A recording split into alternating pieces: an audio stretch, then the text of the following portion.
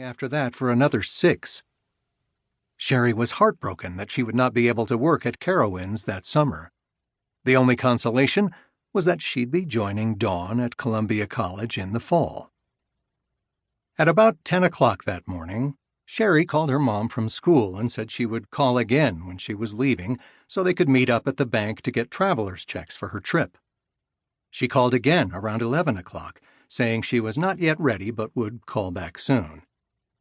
Their parents generally insisted she and Robert call in frequently to let them know where they were, but that was one of the rules she didn't object to, because Shari liked to talk. For the yearbook's senior superlatives, Shari had been voted wittiest. She'd also been voted most talented, but you weren't allowed 2 superlatives, so she'd relinquished that one to another girl who was thrilled with the honor. There was still so much to do to get ready. About 11:30 a.m., Shari called home again and said her mom could meet her in half an hour at the South Carolina National Bank branch in the Lexington Town Square shopping center. Shari asked her to bring her a bathing suit and towel for the pool party she was going to at her friend Dana's house a few miles away in Lake Murray after the bank. She could change out of her baggy white shorts and black and white striped pullover top when she got to her house. At the bank, Shari connected with her boyfriend, Richard Lawson, and her good friend Brenda Boozer. She was so happy to be surrounded by 3 people she felt so close to. After getting the traveler's checks, Shari and Brenda headed over to the party with Richard, leaving their cars in the shopping center parking lot. Shari called from Dana's at about 2:30 that afternoon and said she was coming home, throwing a shirt and shorts on over her 2-piece bathing suit before she and Brenda left with Richard.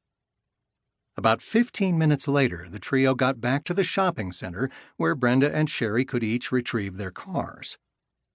Brenda said goodbye, and Shari and Richard sat in his car for a little while by themselves. Then Shari got into her own little blue Chevy Chevette hatchback and took off for home, with Richard following her until she turned down Highway 1, heading toward Red Bank.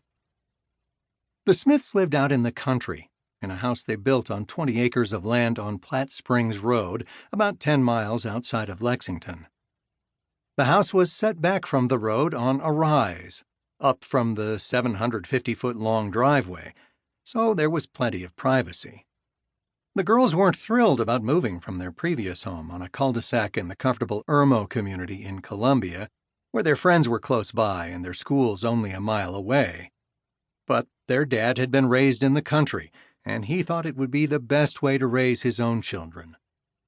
At their new home, there was enough land to build a swimming pool and for Dawn and Shari to keep horses, though by the time Dawn left for college, Shari and Robert had become more interested in riding a small motorcycle around the property, and the horses were sold.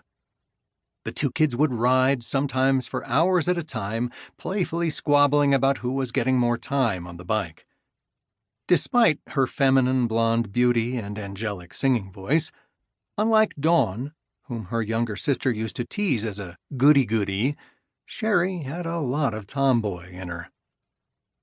Somewhere around 3:25, Shari pulled into the Smith driveway and stopped the Chevette to check for mail at the pole-mounted wooden mailbox, as she always did when she came home. Since it was only a few steps from the car, she kept the motor running and didn't bother slipping on her black plastic jelly shoes. It was Friday, May 31st, 1985. Bob and Hilda Smith had been lounging around the backyard pool when Shari called to say she was leaving Dana's party. They came in shortly after that so Bob could get ready for the golf game he'd scheduled.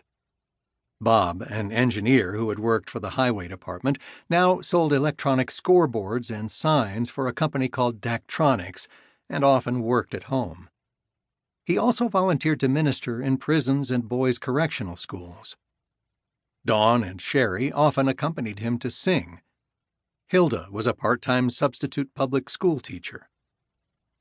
As she glanced out the window, she saw Shari's blue Chevette parked at the beginning of the driveway.